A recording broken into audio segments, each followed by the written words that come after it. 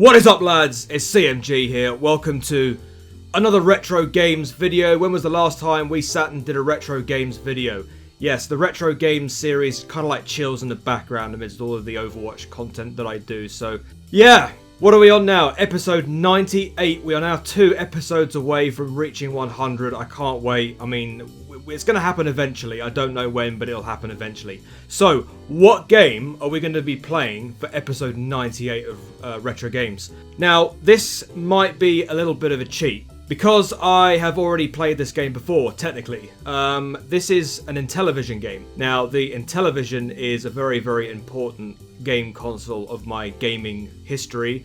It was the very first game console that I ever played as a kid. My dad had a copy, or he had a massive console, and we had so many games for it inside this massive cardboard box, and we just picked out all the games and we just played them. Good memories. But today, I want to focus on a game that was like a real pinnacle of my childhood, and I play it still to this day. I still play this off camera, and I've decided until now to do a video for it.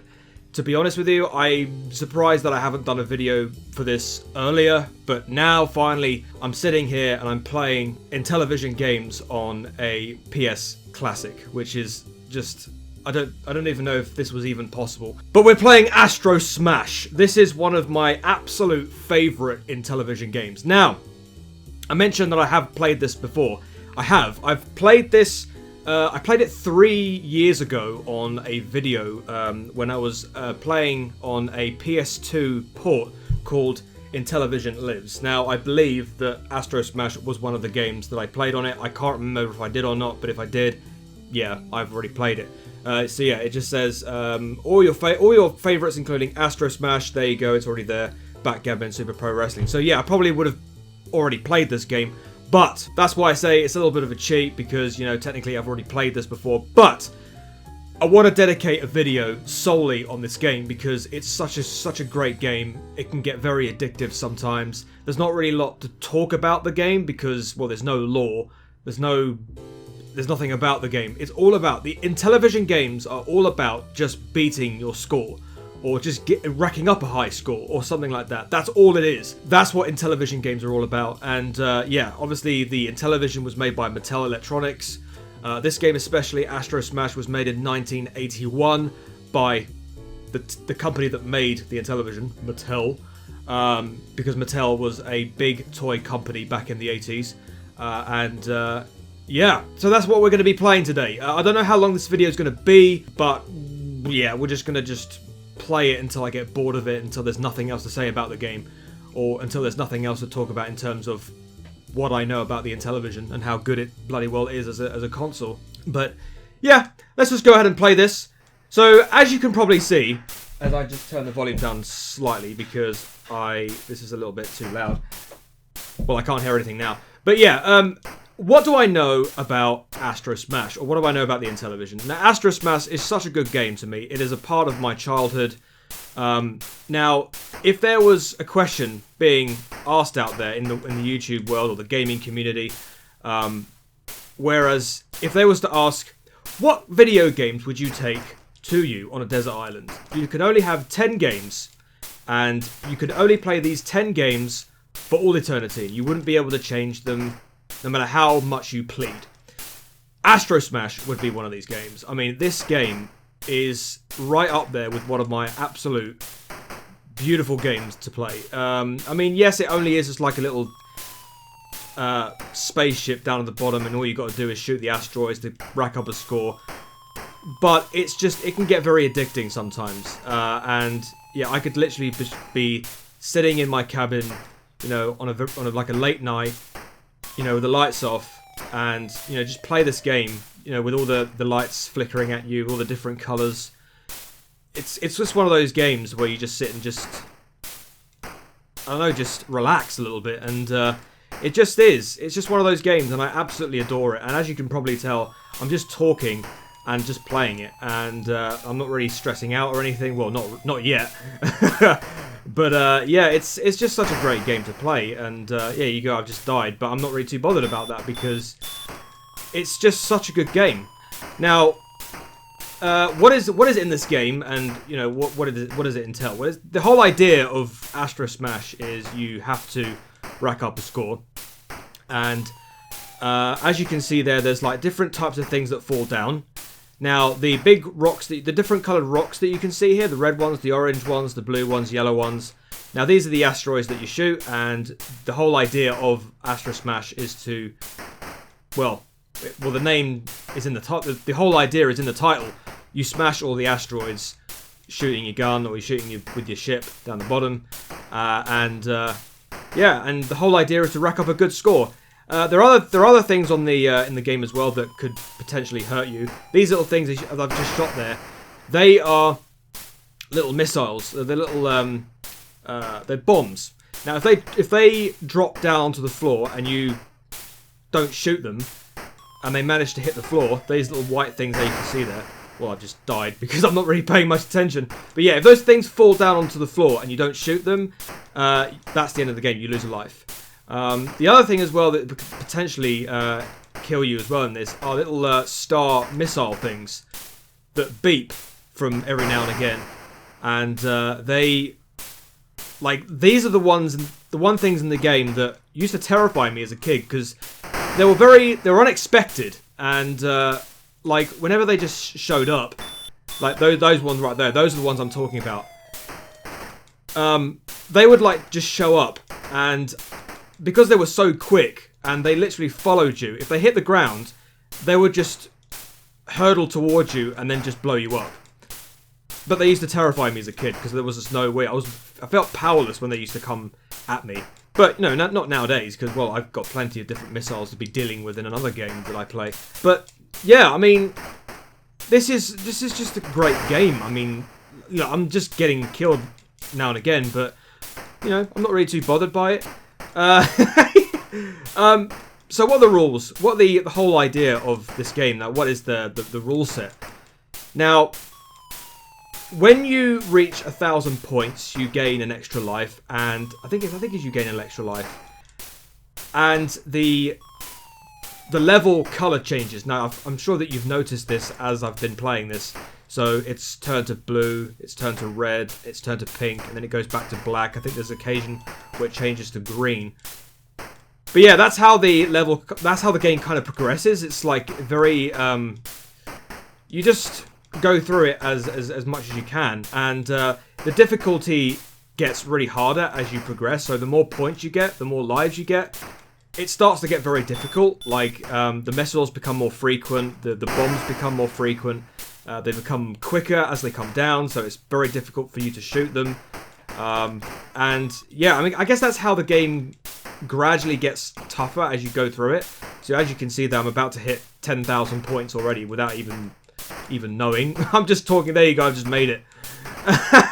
So yeah, like I said, guys, this game can get pretty addictive. If there was anything that would get me frustrated about playing this, it would probably be the score. Like if I was to make a high score, for example, and I made like 20,000 points without thinking about it, I'd want to try and beat it, right? I would try to do everything I can to try and beat my highest score. I mean, that's the whole idea of video games nowadays, is to rack up a score and try and beat your best one, I guess. But the thing is, with games like this, is that you sort of, you know, enjoy it, really. It's just the whole aspect of video games is that we try to enjoy them the best we can. No matter how difficult they seem to be, no matter how frustrating they seem to be, you know, you have to make sure that you try and enjoy them. I mean, you know, I say this about, you know, when I play Overwatch, like I just think to myself, I'm trying to enjoy the game, but when there are other players in the game that just try to make things as difficult or as frustrating as it can be, you know, it kind of gets a bit frustrating, but it's just me. See, there you go, there's the little missile that I was talking to you about. When it hits the ground, it tries to follow you, and there's no way you can shoot it.